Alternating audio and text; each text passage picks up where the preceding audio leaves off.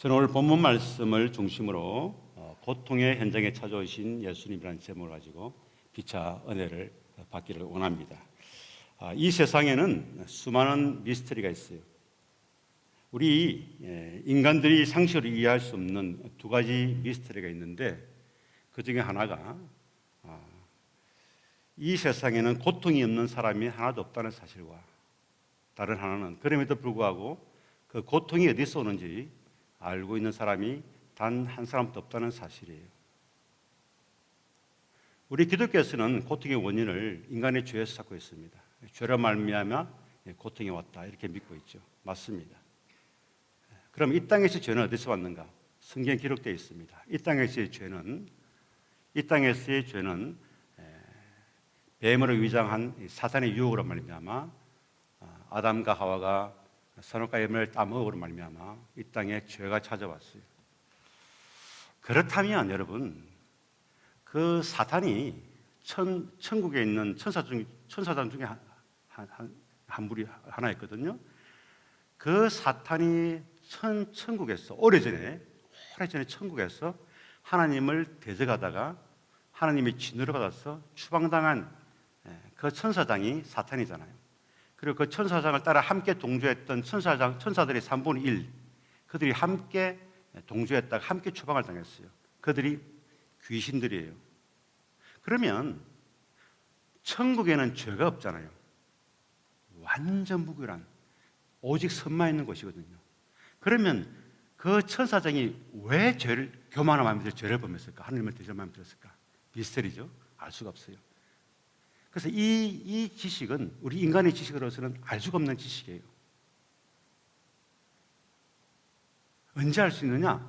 우리가 천국 갔을 때 그때 알 수 있어요. 미스터리입니다. 그러니까 오늘 특히 고통의 문제를 제가 다룰 텐데, 왜 우리 인간에게 고통이 찾아오는가? 지금도 우리 주위에 수많은 사람들이 고통 가운데 신음하고 있어요. 질병으로, 사고로, 여러 가지 문제들로 인해서. 너무나 많은 사람들이 고통 가운데서 힘들어합니다. 왜 하나님께서 하나님을 믿는 신실한 주의 백성들에게도 고통을 허락하시는가? 이 문제가 우리에게는 큰 미스터리라는 말씀이에요. 오늘 성경 말씀 보면 우리 예수님께서 이 고통의 현장으로 찾아오시는 모습이 나타나고 있습니다.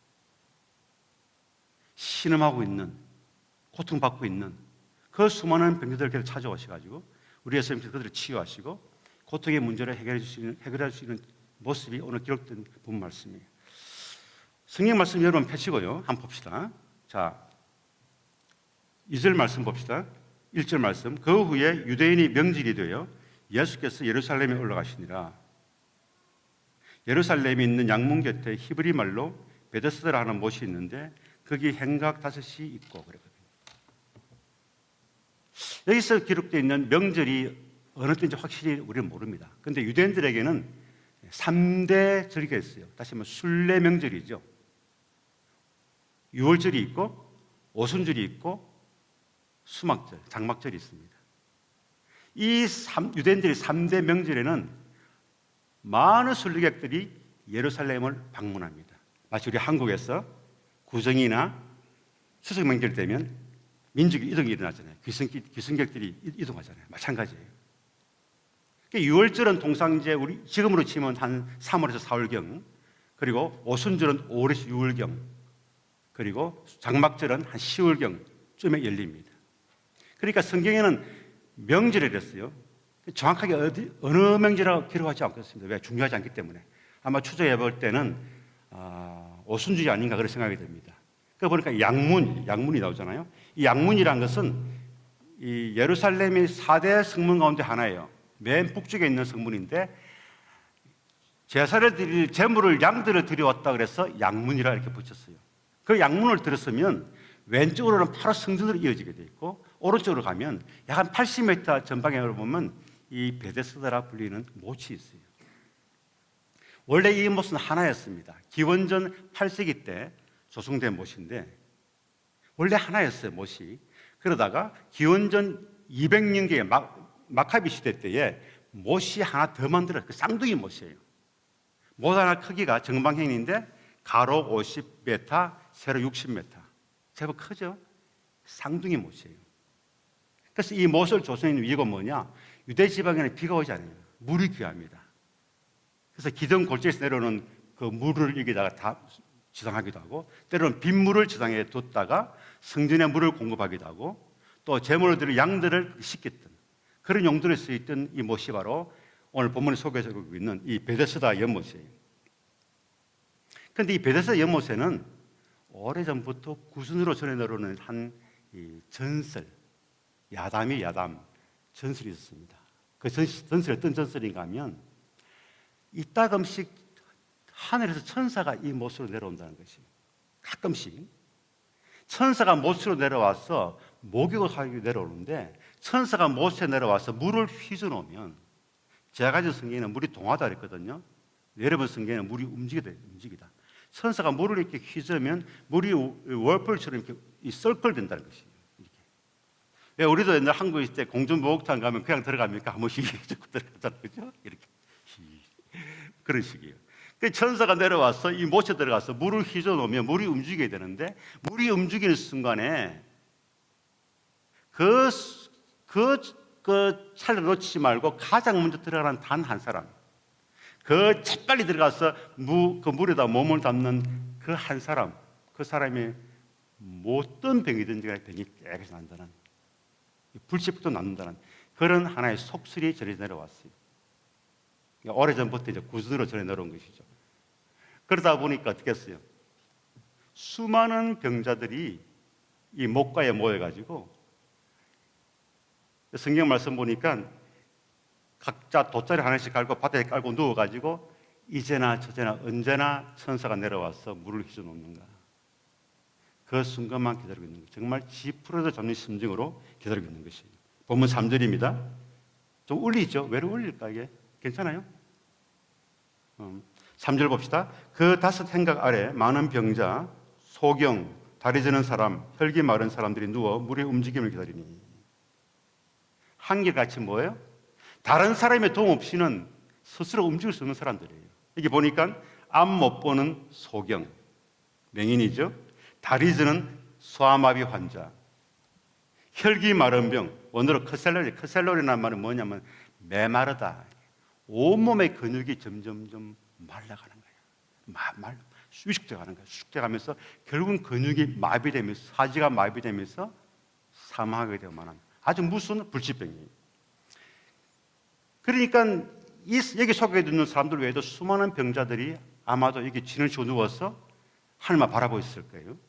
이들은 모두가 질병을 위해서 불결하다 그래가지고 그 당시에 성전으로 들어갈 수 없는 사람들이었어요. 그 당시에 이 몸에 병이 있는 병자들은요, 성전의 출입을 허락하지 않았습니다. 돈이 없어서 너무 가난해서 의사에게조차 보이지 못했던 정말 그런 가난한 병자들이었습니다. 그곳에는 온갖 신음소리, 고통소리, 울부짖는 소리, 그리고 그 냄새, 피고름 냄새, 이 뒤범벅이 돼가지고 정말 그야말로 생지역과도 다름없는 그런 처참한 고통의 현장에 이 30발 병자도 함께 누워 있었습니다. 근데 이 사람이 무슨 병을 앓고 있는지 성경은 소개해 있지 않아요. 우리가 7절과 8절 말씀을 유추해 볼 때는 이 사람이 스스로 움직일 수 없는 아주 중증 병자라는 것은 틀림없어 보는 사실입니다. 여러분, 이 사람은 38년 동안 이 병을 앓아왔어요. 옛말에 긴 병에 뭐가 없다? 효자 없다. 그렇죠? 38년 동안 병을 앓았기 때문에 그 주위에는 아무도 없었어요. 지긋지긋했다는 것이죠. 1년도 아니고 10년도 아니고 38년 동안 병을 앓아왔으니까 가족들이 얼마나 진정을 느꼈어요. 다 떠나버렸다는 것이죠. 곁에서 돌봐줄 간병인 하나 없이 홀로 외롭게 신음하면서 이 병자는 그 자리에 누워 있었던 것입니다. 그런 고통의 현장에 이 병자에게 오늘 예수님께서 찾아오시는 장면이 기록되어 있습니다. 여러분, 예수님께서는요, 예루살렘 성으로 올라가셔가지고 가신 곳이 어디냐? 성전이 아니었어요. 그 명절 자치로 먹고 마시는 자치 현장이 아니었습니다. 예수님께서 예루살렘으로 가장 먼저 가신 곳이 어디냐? 고통의 현장, 신음하며 통곡하고 있는 바로 이 고통 현장으로 예수님께서 찾아오신 것입니다. 6절 말씀 봅시다. 예수께서 그 누운 것을 보시고 병이 벌써 오래된 줄을 아시고 이르시되 내가 낫고자 하느냐. 38년 된 병자가 길 가는 예수님을 알아보시고 예수여 부른 것이 아니에요. 예수님께서 먼저 이 병자를 보시고 발견하시고 아시고 발걸음을 돌리시고 이 병자 곁으로 찾아오시다는 사실이에요. 주님은 전에 항상 이처럼 먼저 우리 곁을 찾아오십니다. 우리가 주님을 찾기 전에 우리의 처지와 행편을 아시고 먼저 우리 곁에 다가오시는 분이 우리 주님이세요. 그래서 우리를 향해 다가오시는 그 주님을 막을 것은 아무것도 없습니다. 이 세상의 그 어떠한 높은 담도, 그 어떠한 견고한 펜스도, 어떠한 두터운 문도 우리를 향해 찾아오시는 주님을 막을 수는 없다는 말씀이에요. 그 주님께서 오늘 예배의 현장에 말씀으로 여러분 가운데 찾아오신 줄로 믿습니다. 세상은 그렇습니다. 세상은요, 세상의 사람들의 기준이 뭡니까? 힘 있고 권세 있고 빽 좋고 많이 배웠고 잘생겼고 돈 많고 능력 있는 사람들을 선호합니다. 세상의 기준입니다. 예수님의 기준은요, 정반대예요. 약하고 힘없고 무력하고 능력 없고 변두리에 머무르고 있고 삭개오처럼 막달라 마리아처럼 사마리 여인처럼 가난한 사람, 외로운 사람, 힘든 사람, 그런 사람을 더 사랑하시고 그런 사람들에게 찾아오시는 예수님이세요. 주님을 만나 뵙기 원하십니까? 있는 모습이대로 나오시기 바랍니다. 주님을 뵙기를 원하십니까? 약한 모습 이대로, 병든 모습 이대로, 상처난 모습 이대로, 가난한 모습 이대로 겸손히 나오시기 바랍니다.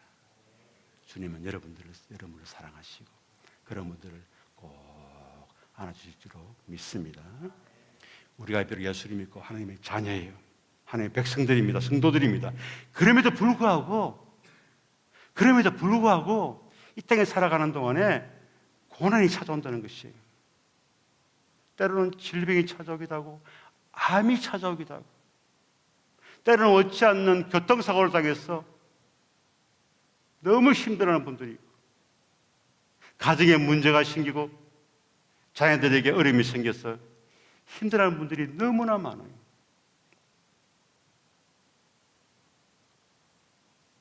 예수만 잘 믿으면, 신앙생활만 잘하면, 교회만 잘 섬기면 만사 형통할 줄 알았는데, 복받고 잘 살 줄 알았는데 왜 우리 믿는 성도들에게 하나님께서 이런 고난을 허락하시는가? 대답은요, 모릅니다. 왠지 아십니까?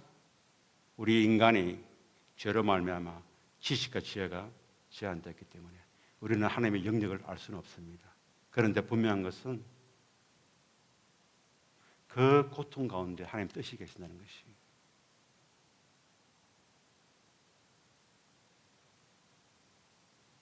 저도 많은 어려움이 겪었죠. 우리 송 목사님도 그렇고 그렇습니다. 목사님 가정만큼은 다르겠지. 하나님의 종이니까. 그렇지 않아요. 목사님의 가정도 장로님의 가정도 어려움이 있습니다. 정말 저 가정만큼은 편안하겠지. 그 가정도 들여다보면요, 아픔이 있어요. 아픔이나 고통이 없는 가정은 아무도 없습니다. 때로는 하소연해보자 하나님께, 하나님 왜 저희 가정에 이런 어려움을 하십니까? 다른 사람은 다 잘 사는데 행복하게 왜 저희 가정에 어려움을 허락하십니까? 때로는 하나님은 원망까지 하잖아요. 여러분, 이런 고통은 우리만 겪는 것이 아니에요. 우리 예수님도 겪으셨고 우리 믿음의 선진들도 다 겪었던 고통입니다. 우리 기독교 역사를 살펴보면요, 믿음의 선진들이 겪은 고초는 이루 말할 수가 없습니다. 기독교 초창기 시절에 초대교회 성도들이 겪었던 그 엄청난 고통과 환난은요, 이루 다 형언할 수가 없다는 말씀입니다. 그들은 단지 그렇지 않은 이유 단 하나 때문에, 그 이유 하나 때문에 모든 것을 다 잃어버렸어요. 집도, 재산도, 사랑하는 가족들도 다 뿔뿔이 흩어진 채 다 흩어졌어요.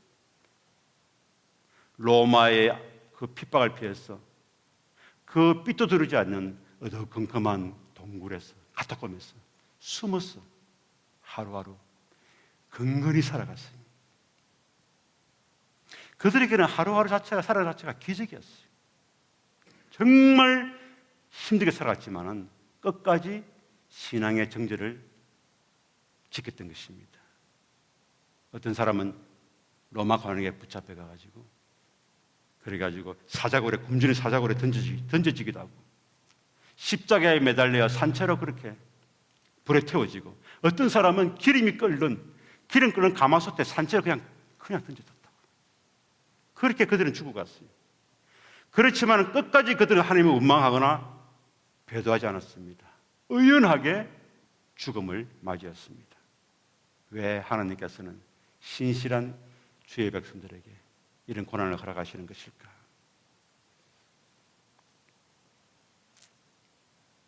예수님께서는 지난 38년 동안의 고통 가운데 신음하고 있는 이 병자를 찾아오셔서 그 병자를 보시고 그 자신의 마음의 병을 고침받겠다는 열망보다는 오히려 자신의 처지를 한탄하고 주위를 원망하는, 이웃과 세상을 원망하는 그의 나약한 모습을 보셨어요. 그래서 예수님께서는 지금 그에게 묻고 계시는 것입니다. 네가 낫기를 원하느냐? 네가 그 병에서 나음을 받기를 원하느냐? 여러분, 주님의 질문은요, 지금 우리 모두에게 주시는 질문입니다. 여러분 가운데서 육신의 연약함 때문에, 질병 때문에 고통을 받는 분들이 계실 줄로 저는 분명히 믿습니다. 지금 여러분을 가장 힘들게 하는, 여러분을 밤잠 못 자고 설치게 만드는 그 고통이 무엇입니까? 사람마다 다르겠죠. 불치병, 의사도 포기했던 불치병, 때는 마음의 병, 마음의 상처, 때로는 자녀 문제. 그렇게 속을 썩이잖아요. 자녀들이 말 안 듣잖아요. 말들이 안 듣죠. 때려 죽어도 안 들어 말. 제가 아는 선배 목사님, 제가 존경하는 선배 목사님 한 분이 계시는데 너무나 신실하신 목사님, 지금 은퇴했어요. 지금 또 사역을 하고 계시건데 문수를 통해서 계속 전도를 하시는 분인데, 이분이 큰아드님이 나이가 이제 40대 중반인데 오렌지 카운티에 사시는데 6개월 동안 아들이 행방불명이 되어버렸어요. 전화 안 받아. 아파를 찾아가 문을 뜯어도 없어. 연락이 안 돼. 6개월 동안에. 이게 무슨 일인가 싶어도 알 수가 없는 거예요. 그래서 사모는 경찰에 리포트를 했어요. 실종신고를 냈어요. 그래서 경찰이 두 분이 나와서 같이 갔어요. 경찰하고 그 아파트를.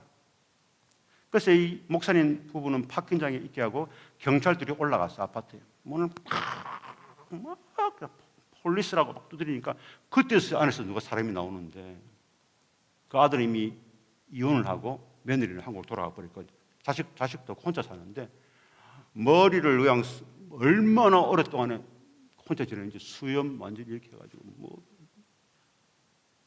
눈은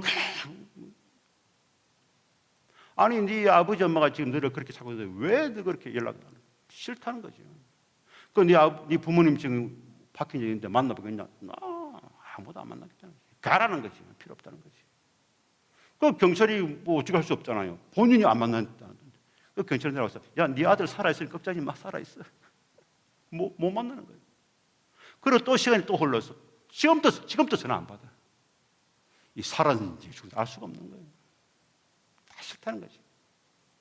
대인기피증, 조울증. 너무 힘든 거예요. 아들 때문에. 만날 때마다 눈물로 글썽글썽. 아들만 생각하면 아이고 하나님 이거 어떻게 하면 좋습니까? 얼마나 힘들어요. 경제적인 문제도 어렵죠.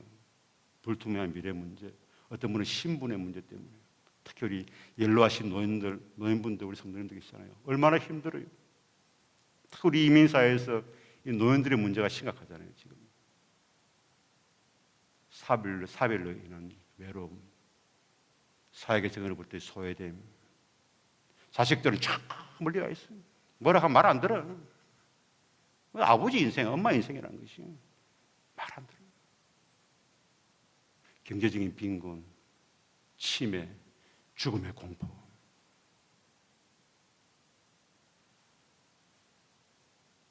너무 힘들잖아요.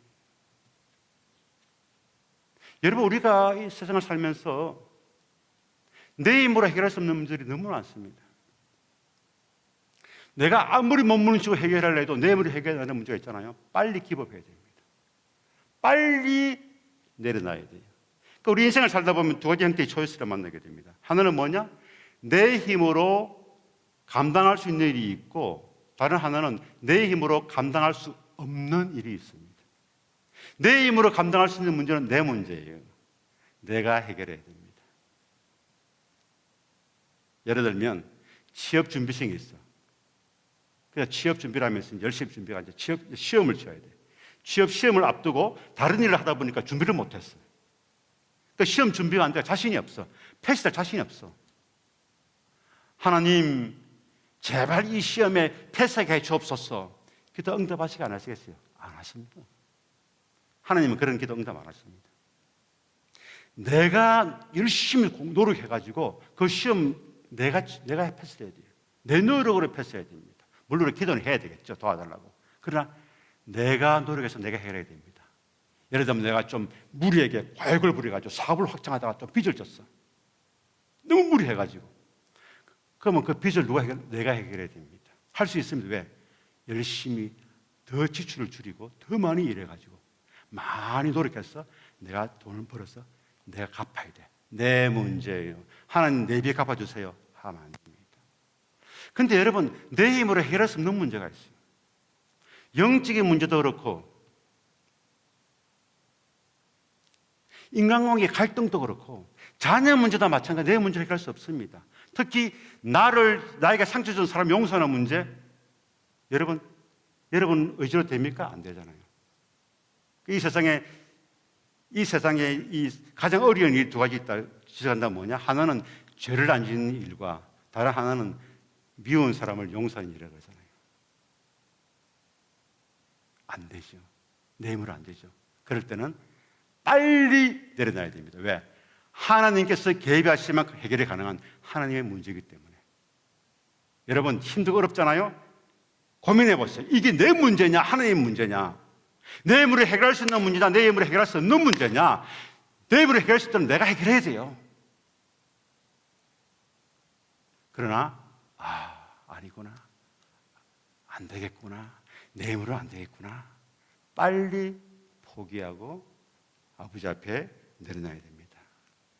왜? 하나님께서 개입하셔야만 해결이 가능하기 때문에. 여러분, 교회가 그런 곳이에요. 교회는요, 하나님의 문제를 하나님 앞에 들고 와서 내려놓는 것이 교회입니다. 기도가 무엇이냐? 기도는 하나님 앞에 나와서 내 힘으로 해결할 수 있는 문제들을 눈물로 토해내는 것이 기도예요. 근데 문제는 하나님 앞에 내려놓지 않고 사람 앞에 자꾸 내려놓는 거예요. 목사님 앞에 내려놓고 장로 앞에 내려놓고 해결하려니까 해결이 안 되는 거예요. 힘만 드는 것이에요. 사람 앞에 내려놓지 말고 하나님 앞에 토해내시기 바랍니다.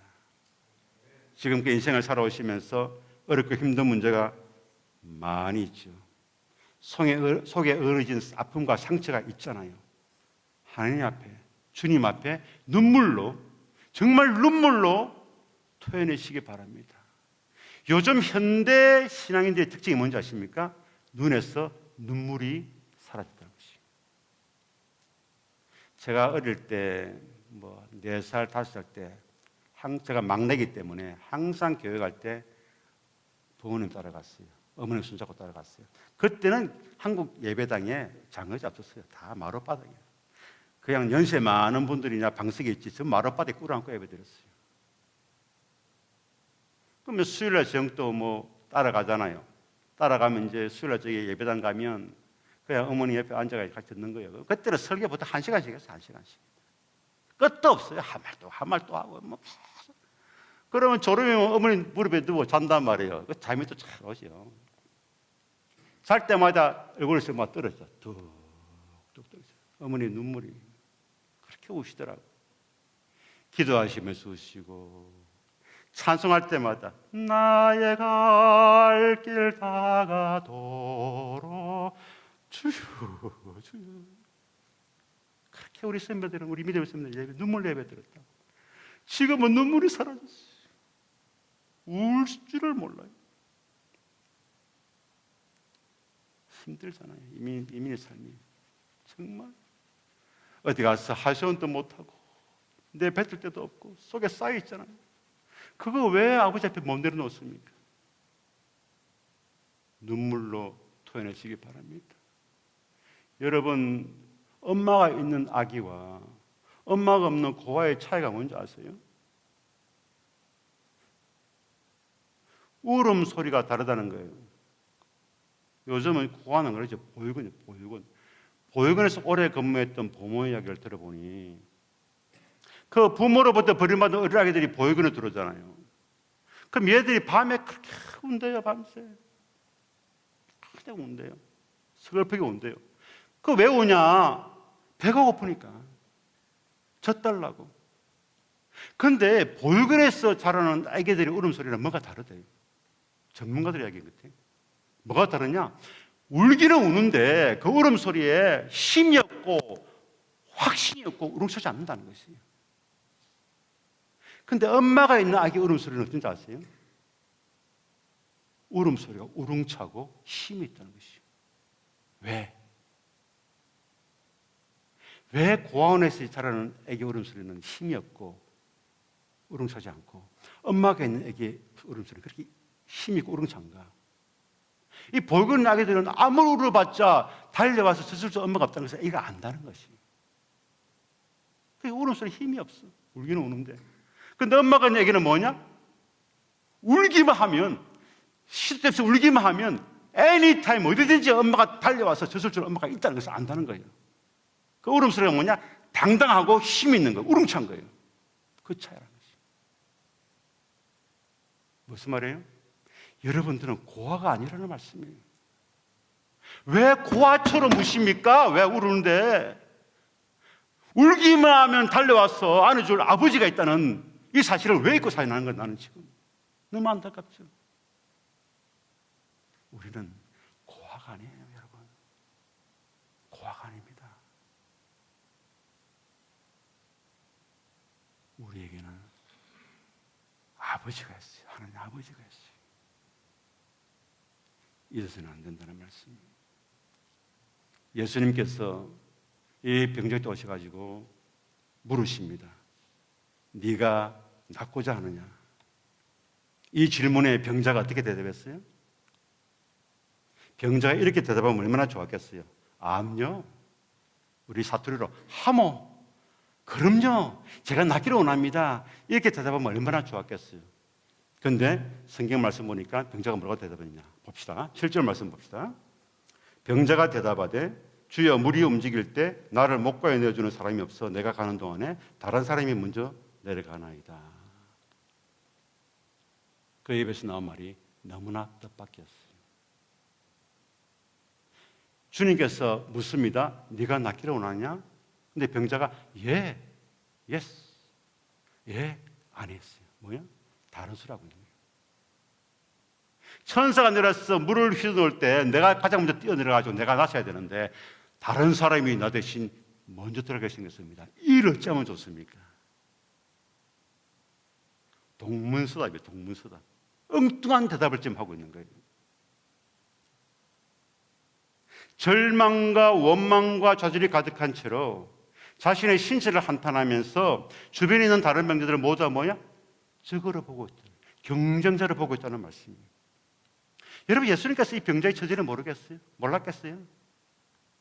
당연히 아셨을 겁니다. 저 사람이 자기 스스로 들어가지 못하는 걸 예수님께서 알고 계시다는 말씀이에요. 그렇기 때문에 예수님께서 물으신 것이에요. 내가 너를 고쳐줄까? 내가 너를 낫게 하랴?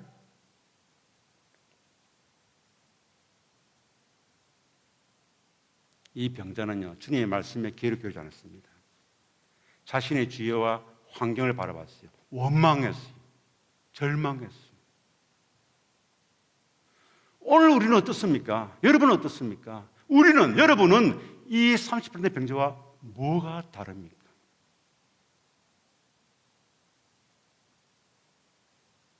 우리는 주님의 말씀에 귀를 기울이는 사람들이에요? 아니면 주일 하루 예배 드리고 나서 세상에 나가서 세상의 잡다한 소리에 귀를 기울이지는 않는다는 말씀이에요. 이 병자를 봤어요. 그는 정말 절박한 처지에 내던진 사람이에요. 자가마 최초로 38년 동안이나 병석에 누워있던 사람이에요. 얼마나 그 지긋지긋한 병에서 벗어나고 싶었겠어요. 그럼에도 불구하고 주님의 그 음성에 귀를 기울이기보다는 주변을 바라봤어요. 저 사람을 바라보고 자신의 처지를 바라보고 세상을 바라봤어요. 여러분, 이 병자는요, 이 병자의 문제는 자신의 힘으로 해결할 수 없는 자기의 문제가 아니었다는 말씀이에요. 주님께서 개입하시야만 해결할 수 있는 하나님의, 주님의 문제였다는 것을 지금 말씀해 주고 있어요. 8절에서 드디어 주님께서 이 문제에 개입하십니다. 봅시다. 8절 말씀. 예수께서 이르시되 일어나 내 자리를 들고 걸어가라 하시니. 예수님이 이 말씀이 떨어지자마자 어떤 일이 일어났어요?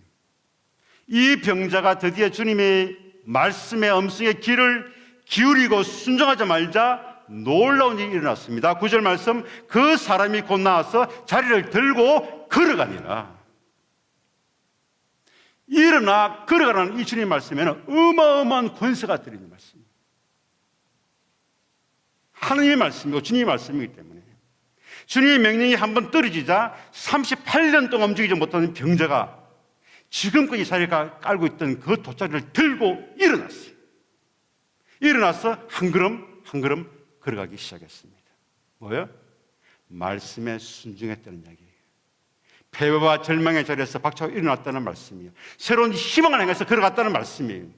아무런 소망도 없고 희망도 없었던 자가마치 38년 동안에 병세에 고통받고 있는 이 병자가 베데스다 목가에서 예수님을 만났다는 이야기예요. 주님을 만남으로 말미암아 새로운 삶의 변화가 일어났다는 이야기입니다. 여러분, 만약에 그 병자가 주님의 말씀을 의심하고 불순종했다면 어떻겠어요? 아니, 내 꼴을 보셔도 그런 말씀하십니까? 내가 지금 38년 동안 이러고 있는데 지금 그걸 보시고도 이렇게 말씀하십니까?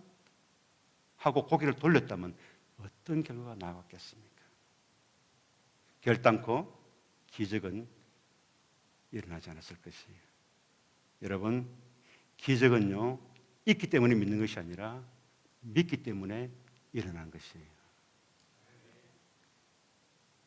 오늘 우리가 주님의 능력을 경험할 때가 언제입니까? 믿음으로 순종할 때입니다. 믿음으로 돗자를 들고 일어날 때입니다. 믿고 순종할 때 그게 성령님의 능력이 나타나게 되는 것이에요. 우리 가운데 질병으로 신음하고 있는 분들이 있습니까? 많이 아프십니까? 힘드십니까? 아무도 찾아와 주지 않고 아무도 나를 돌봐주지 않아서 외롭고 힘드십니까? 소외되었습니까?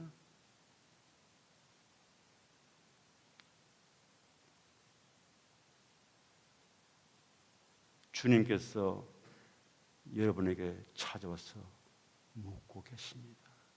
네가 낫기 원하느냐?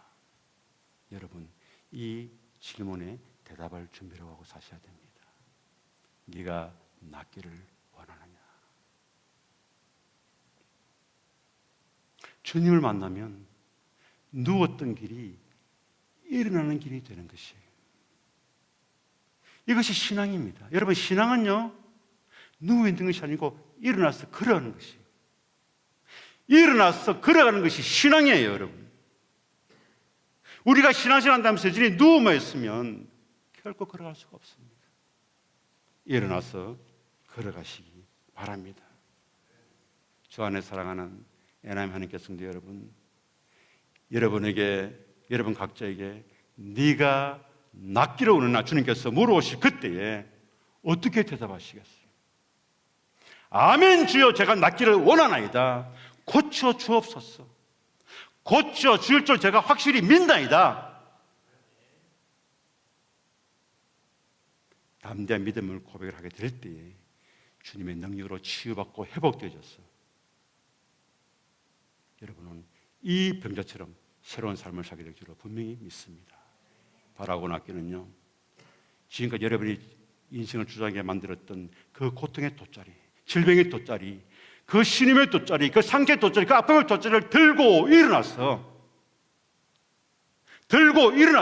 담대하게 걸어감으로 말미암아 주님의 영광을 참여할 수 있는, 그리고 하나님부터 귀하게 쓰임받을 수 있는 여러분의 남은 인생, 정말 저 천국을 위해서 나가면서 정말 주님을 찬송하며 나갈 수 있는 그런 여러분의 새로운 삶이 이루어지기를 우리 예수님으로 간절히 축원합니다.